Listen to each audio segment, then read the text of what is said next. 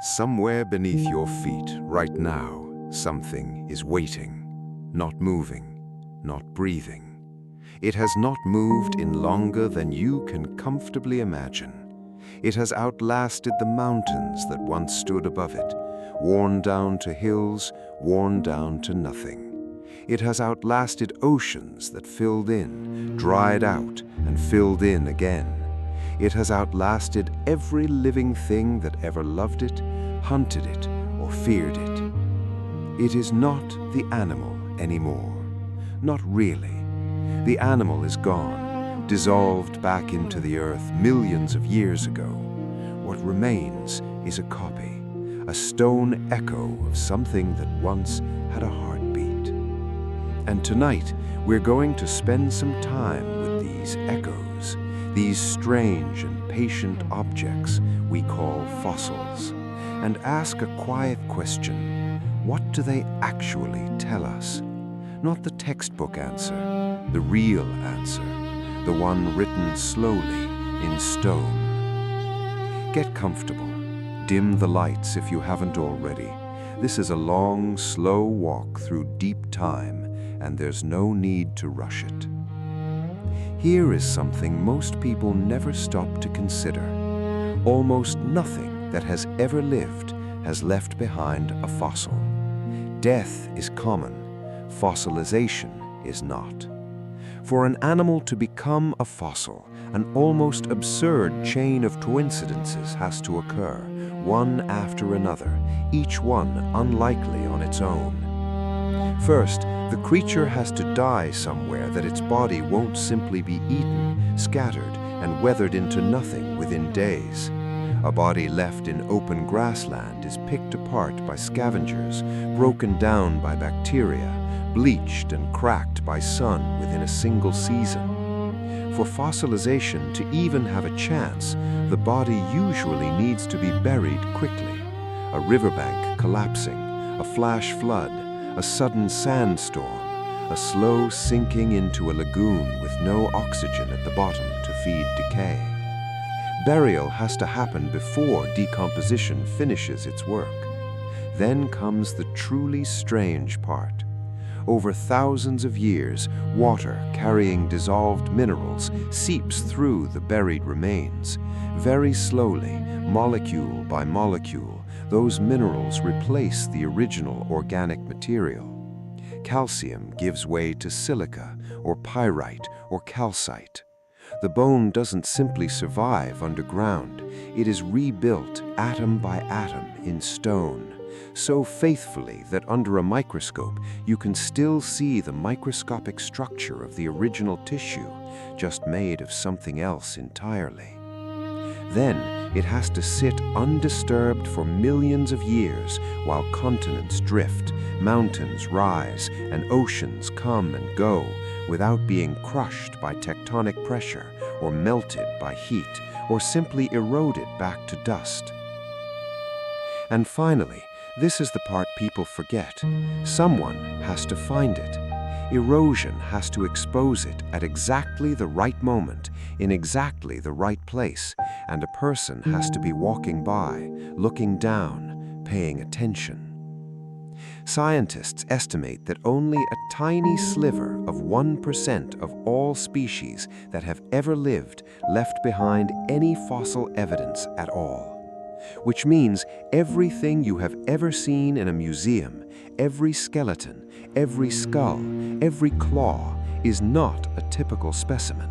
It's a miracle of circumstance, a winning lottery ticket bought by geology, played out over an ocean of time.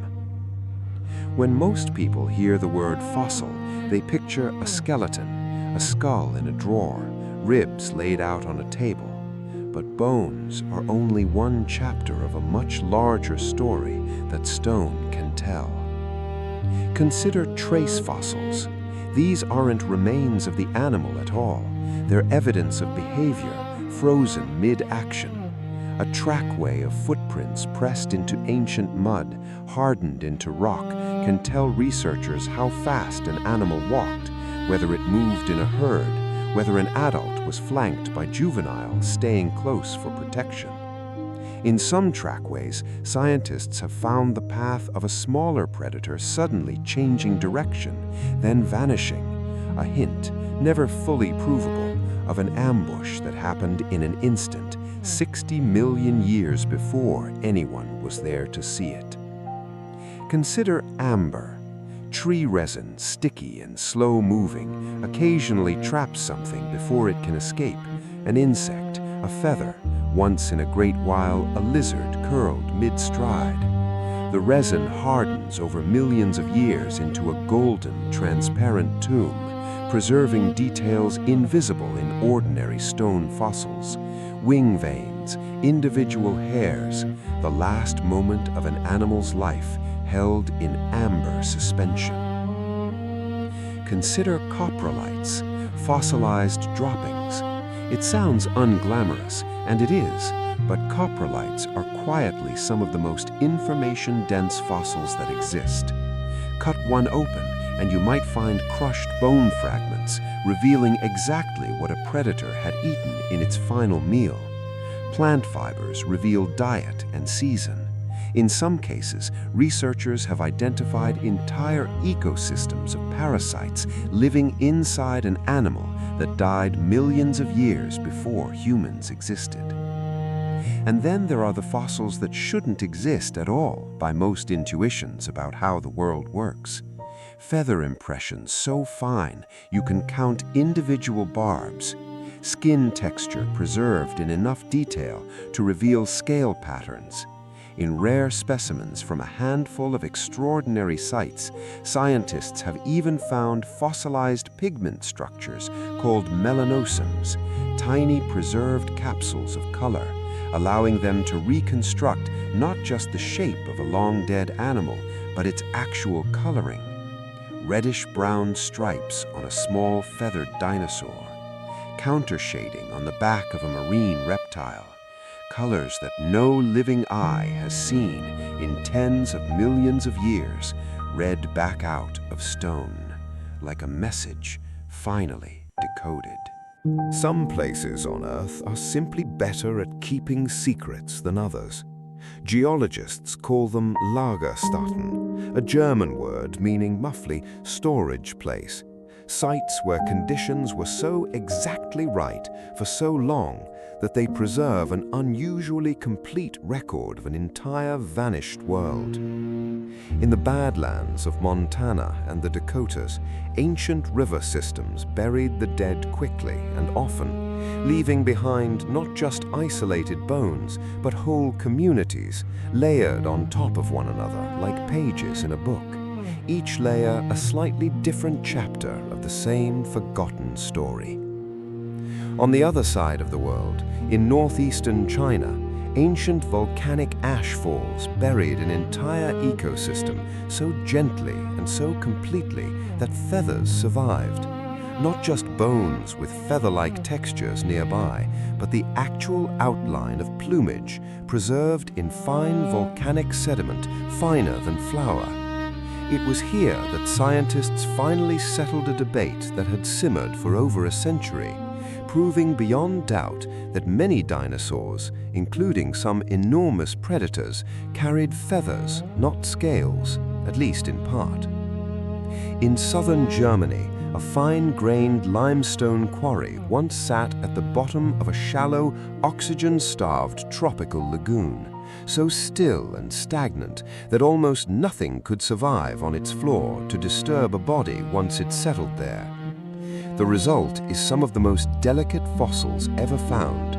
Jellyfish with their tentacles still intact, dragonflies with wings unbroken, and the fossil that changed how humans understood the origin of birds entirely, an animal with the skeleton of a small dinosaur and the unmistakable impressions of feathered wings. And close to home, in the middle of a modern city, sticky pools of natural asphalt quietly trapped thousands of animals over tens of thousands of years. Not dinosaurs this time, but the last great mammals of the Ice Age, and the predators that came to scavenge them and then got stuck themselves. Layer after layer of a death trap that never stopped working, one of the richest troves of Ice Age fossils anywhere on the planet, sitting beneath ordinary sidewalks. Every one of these places is a fluke, a specific, narrow set of conditions that happen to align in one location for long enough to catch a slice of a vanished world and hold it still. None of this preserved detail means anything without a timestamp, and figuring out how old a fossil actually is turns out to be one of the more elegant tricks in all of science. Fossils themselves are almost never dated directly. Instead, scientists date the rock layers surrounding them, particularly layers of volcanic ash, which contain tiny crystals that lock in a very precise radioactive clock the moment they cool from liquid to solid.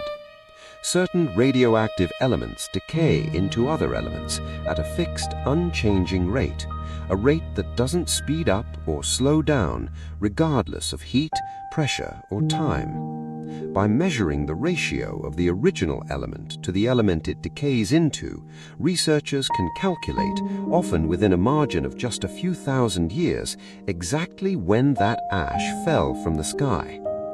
If a fossil is found between two dated ash layers, its age is pinned down almost as precisely as if someone had written the date directly onto the bone. Stack enough of these measurements together from sites across the entire planet, and you get something remarkable, a shared timeline, agreed upon by independent methods in independent laboratories on different continents, all converging on the same deep history. Modern fossil study has moved a long way past simply looking at what's on the surface. Today, researchers routinely place fossils inside industrial CT scanners, the same basic technology used in hospitals, and build detailed three-dimensional models of the inside of the bone without ever touching a hammer or a chisel. Inside a skull, there's often a hollow space once occupied by the brain. By digitally filling that space, scientists can reconstruct an endocast, essentially a mirror image of the brain's shape and size. From that alone, researchers can estimate how sharp an animal's sense of smell may have been, how good its hearing was, whether its inner ear suggests it could balance on two legs at speed or move its head quickly while hunting.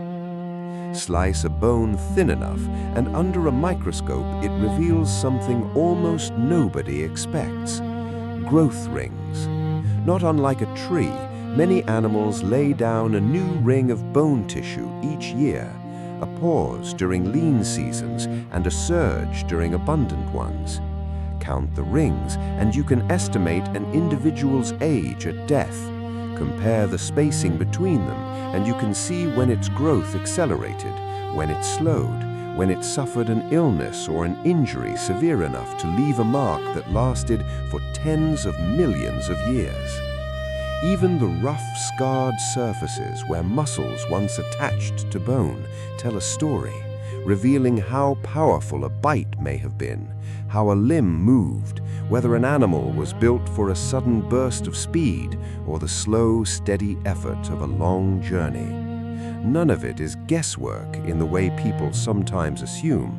It's closer to forensic reconstruction, one careful measurement at a time, building a picture of a life from what that life left behind. Every field has its turning points, discoveries after which nothing looks quite the same again, and fossil science has had more than its share. There was the specimen dug from a cliffside that first suggested some ancient reptiles could fly, its wing formed not from feathers but from an impossibly elongated single finger, stretching a membrane of skin the way a bat's wing does today. A discovery so strange that early scientists argued for years about whether they were even interpreting the bones correctly.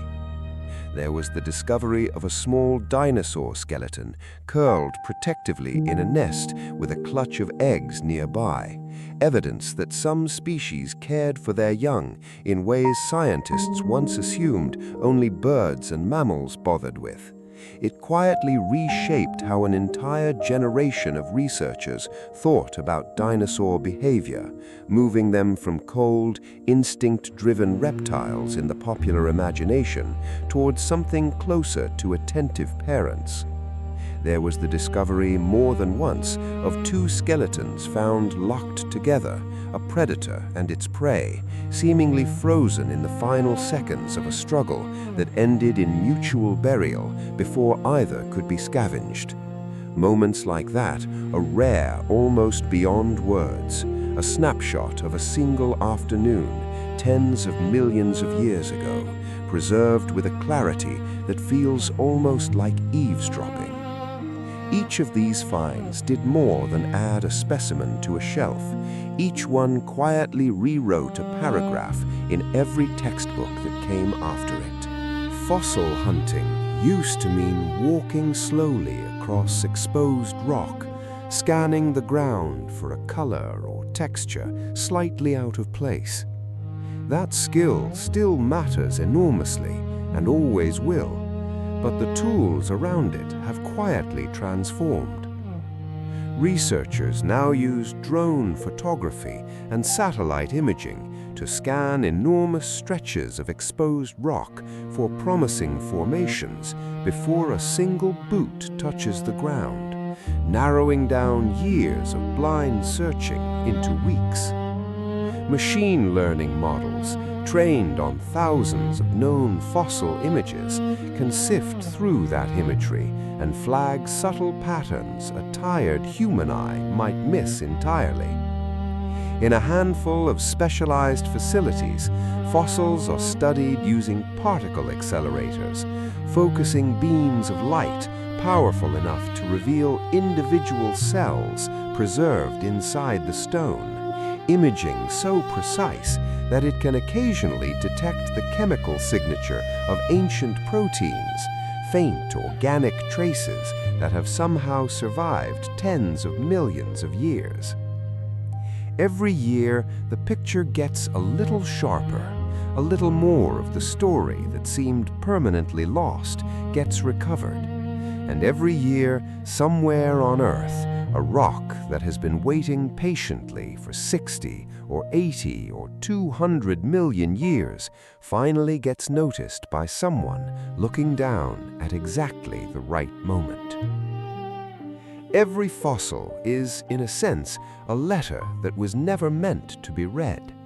No animal that became one ever intended to leave a message behind. It simply lived and died and happened to fall into the one set of circumstances rare enough to preserve it. And yet, millions of years later, in laboratories and museum basements and quiet stretches of eroding desert, someone reads that letter anyway. What they find is never the whole story. It never can be. A fossil is a fragment, a single frame pulled from a film that ran for millions of years, most of it lost forever. But fragment by fragment, discovery by discovery, patient people have been assembling something remarkable, a picture of a world we will never visit, built entirely out of stone and light and time. Somewhere tonight, under a hillside you'll never walk, in rock that hasn't seen the sun in millions of years, another piece of that world is still waiting quietly to be found. If this helped you drift off tonight, consider subscribing. New deep-time documentaries like this one come out regularly, made to help you relax and rest. And before you go, I'd love to know, if you could bring back just one fossil to life for a single hour, not to keep, just to see it move and breathe again, what would you choose and why? Leave it in the comments. I read every one, and I always enjoy seeing what people pick. Sleep well. The stone will still be there when you wake up.